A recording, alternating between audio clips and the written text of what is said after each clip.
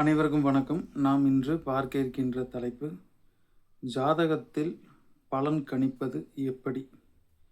பொதுவாக ஒரு ஜாதகத்தை நாம் ஆய்வுக்கு கொள்ளும் பொழுது லக்னம், லக்னாதிபதியின் நிலை,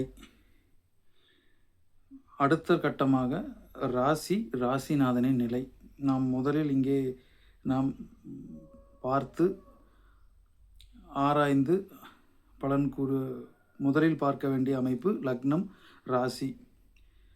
பொதுவாக லக்னம் மத்திய பகுதியில் விழுந்துள்ளதா, ஆரம்பத்தில் உள்ளதா, அல்லது லக்னம் முடிவு பகுதியில் விழுந்துள்ளதா என்பதை நாம் தெளிவாக தீர்மானித்து கொண்டு,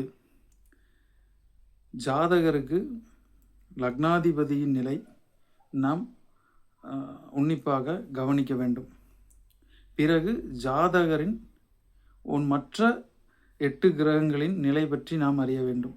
அதில் பொதுவாக லக்னம், லக்னாதிபதியை நாம் முதலில் பார்க்க வேண்டும். பிறகு 5 குடையவனின் நிலைமை, 9 குடையவனின் நிலைமை நாம் பார்க்க வேண்டும். அதனடுத்து 2ஆம் அதிபதி நிலைமை, 7ஆம் அதிபதி நிலைமை, 9ஆம் அதிபதி நிலைமை, 11ஆம் அதிபதி நிலைமையை நாம் தீர்க்கமாக ஆராய வேண்டும். பிறகு தசாபுத்தியை ஆய்வுக்கு நாம் எடுத்தோமேயானால் லக்னத்திற்கு யோகமான திசை நடக்கிறதா, அல்லது ராசிக்கேனும் யோகமான திசை நடக்கிறதா என்பதை நாம் அடுத்து கவனிக்க வேண்டும். பிறகு என்ன தசை நடக்கின்றது என்பதை நாம் எடுத்துக்கொண்டு, அதன் பிறகு அந்த தசாநாதன் லக்னத்திற்கு யார், ராசிக்கு யார், அந்த தசா நடத்தும் கிரகம் வேறெது கிரகத்தோடைய பார்வையை வாங்குகின்றதா, அது லக்ன யோகரின் பார்வையா, லக்ன அவயோகரின் பார்வையா, அந்த பார்க்கும் கிரகத்தின் ஆதிபத்தியம் என்ன, சுப கிரகமா அசுப கிரகமா, அதன் பிறகு தசை நடத்தும் கிரகமானது வேறு ஏதேனும் கிரகத்தோடு இணைந்திருந்தால், உதாரணத்திற்கு மிதுன லக்னத்திற்கு புதன் திசை நடக்கிறது, அது சுக்கிரனோடு இணைந்திருந்தால் அது ஒரு நல்ல ஒரு யோகமாக அங்கே யோக அமைப்புகள் அங்கே உருவாக ஆரம்பிக்கும். எனவே அந்த கிரக இணைவினால் எந்த விதமான யோகம் அங்கே உருவாகி உள்ளது என்பதை நாம் கவனிக்க நிச்சயமாக கூர்ந்து கவனிக்கப்பட வேண்டிய ஒன்று. அதன் பிறகு லக்ன யோக திசையா அவயோக திசையா, சுபர் பார்க்கின்றாரா அவயோகர் பார்க்கின்றாரா என்பதை கவனித்து கொள்ள வேண்டும். அதன் பிறகு அந்த கிரகம் வாங்கிய சார நிலை என்ன, சார நிலைமையை நாம் தீர்க்கமாக ஜாதத்தையும் நாம் ஆய்வுக்கு எடுத்துக்கொள்ள வேண்டும். அதன் பிறகு இங்கே நவாம்சத்தில் தசை நடத்தும் கிரகம் பெற்ற வலு என்ன, நவாம்சத்தில் எந்த வீட்டில் அமர்ந்திருக்கிறாரோ அந்த வீட்டின் அதிபதி ராசி கட்டத்தில் நிலைமை என்ன, இது போன்ற அமைப்பையும் பார்த்து கொண்டு, அதாவது ஷட்பலங்களில் நாம் ஷட்பலத்தை 6 விதமான பலங்களையும் நாம் தெளிவாக அதையும் நம் ஆய்வுக்கு எடுத்துக்கொண்டு, ஒரு கிரகம் தசை நடத்துமே ஆனால் அந்த தசாநாதனுக்கு புக்திநாதன், பொதுவாக ஒரு யோக திசையாக இருந்தாலும் அவயோக திசையாக இருந்தாலும் 9 புக்திகளுமே யோகத்தை செய்து விடுவதில்லை. அவயோக திசை என்றாலும் 9 புக்திகளுமே தீய பலன்களை செய்ய போவதில்லை. யோகமான திசையாகவே இருந்தாலும் 9 புக்திகளும் யோக பலன்களை அள்ளி கொடுக்க போவதில்லை. ஒரு குறிப்பிட்ட சில புக்திகளில் மட்டுமே ஒரு மனிதரின் யோகமோ அதிர்ஷ்டமோ பாதகமோ கெடுபலனோ நடக்கின்றது. 9 புக்திகளும் நட்பலன் செய்வதில்லை, 9 புக்திகளும் தீய பலன் செய்வதில்லை. ஒரு உதாரணத்திற்கு மிதுன லக்னத்திற்கு செவ்வாய் திசையே நடப்பில் இருந்தாலும் 9 புக்திகளும் தீமையை செய்ய போவதில்லை. அதில் ஒரு சில புக்திகள் நிச்சயமாக ஓரளவுக்கு நல்ல பலன் நிச்சயமாக தரும். எனவே தசாநாதனுக்கு புக்திநாதன் எங்கே அமர்ந்துள்ளார், தசை நடத்தும் கிரகத்தின் ஆதிபத்தியம், புக்திநாதனின் ஆதிபத்தியம் நாம் எடுத்துக்கொண்டு, தசாநாதனையும் புக்திநாதனையும் நாம் எந்த வீட்டு ஆதிபத்தியம், அந்த கிரக காரகத்துவங்களை, தசாநாதின் கிரக ஆதிபத்தியத்தையும் காரகத்துவத்தையும், புக்திநாதன் கிரக ஆதிபத்தியத்தையும் கிரக காரகத்துவத்தையும் நாம் எடுத்துக்கொண்டு, தசையில் புக்தியில் என்ன பலன் நடக்கும் என்பதை கணித்து கொண்டு, உதாரணமாக ஒரு கிரகமானது ஒரு வீட்டின் ஆதிபத்தியத்தையும் தரும், அந்த கிரகத்தின் காரகத்துவத்தையும் இணைத்தே பலன் தரும். இரண்டும் இணை பிரிக்க முடியாத ஒன்று. உதாரணத்திற்கு மீன லக்னத்திற்கு குரு 1-10 குடையவர். பொதுவாக அவர் 10ஆம் வீட்டுக்கு தொழில் ஸ்தானாதிபதி. அதே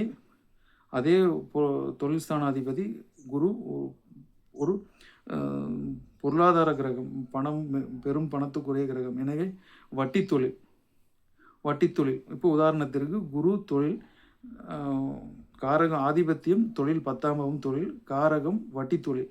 எனவே வட்டி தொழில் இந்த கிரக ஆதிபத்தியத்தையும் காரகத்துவத்தையும் இணைத்தே குரு பகவான் இங்கே பலன் தருவார்.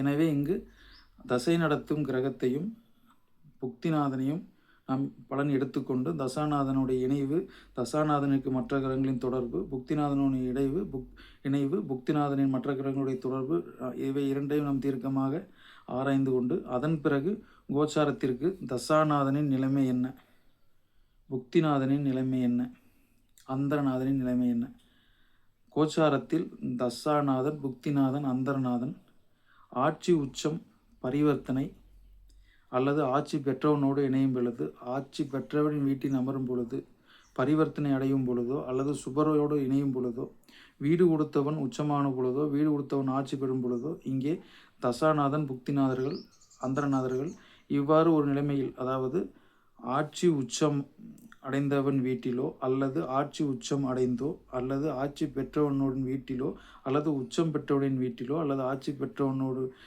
இணைந்தோ கூடியோ இருக்கும் பொழுது கோச்சாரத்தில் தசா நடத்தும் கிரகங்கள், புக்தி நடத்தும் கிரகங்கள், அந்தரநாதனின் 3 கிரகங்களும் இதுபோல ஒரு அமைப்பில் அமரும் பொழுது ஜாதகர்களுக்கு ஓரளவு நல்ல பலன் கிடைக்கின்ற ஒரு அமைப்பாக நாம் எடுத்துக்கொள்ளலாம். பொதுவாக ராசிக்குள் பாவகிரகங்கள், ராசிக்கு முன்பின் பாவகிரகங்கள் இருக்கின்றதா என்பதை நாம் எடுத்துக்கொள்ள வேண்டும். ராசிக்கு 8இல் சனியோ ராகுவோ இருக்கின்றார்களா என்று நாம் மிகவும் உன்னிப்பாக கவனிக்க வேண்டும். அதன் பிறகு தசை நடத்தும் கிரகத்தோடு, புக்தி நடத்தும் கிரகத்தோடு, அந்தர நடத்தும் கிரகத்தோடு கோச்சாரத்தில் 6, 8, 12 அதிபதிகள் ஒரு சேர தொடர்பு கொள்ளக்கூடாது, ஒரு சேர இணையவும் கூடாது.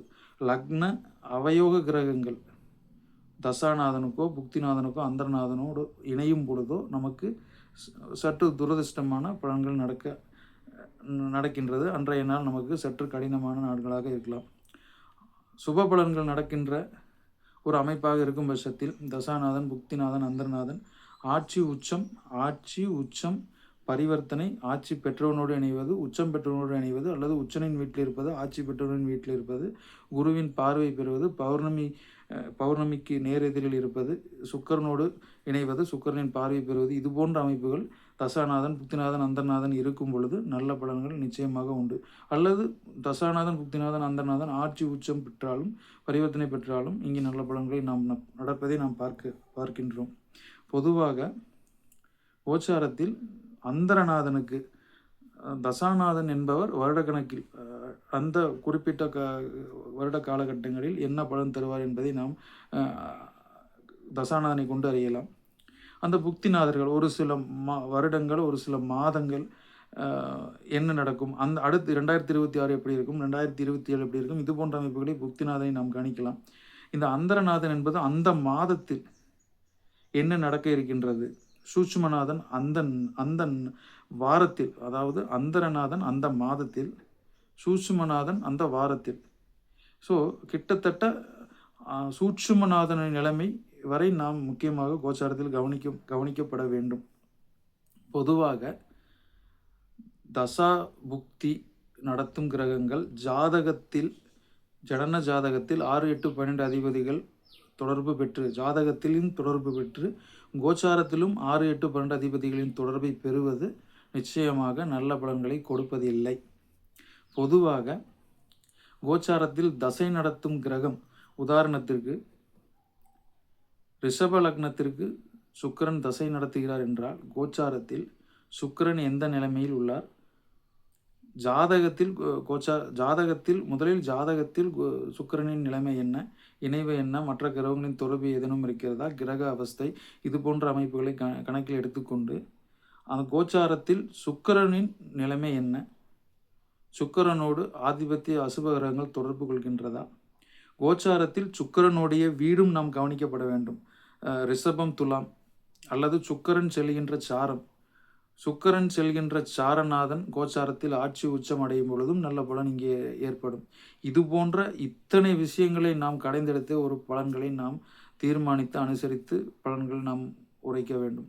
பொதுவாக கோச்சாரத்தில் அந்தரநாதனோடு 6, 8, 12 அதிபதி இணையும் பொழுது தடுமாற்றம் ஏற்படுகின்ற நாளாகவே இருக்கும். இங்கே ஜாதகத்திலும் புக்திநாதனோடு அந்தரநாதனோடு 6, 8, 12 அதிபதிகள் தொடர்பு பெற்று கோச்சாரத்திலும் தொடர்பு கொள்ளும் பொழுது அந்த நாள் சற்று மாறுபாடானதாகவே இருக்கும்.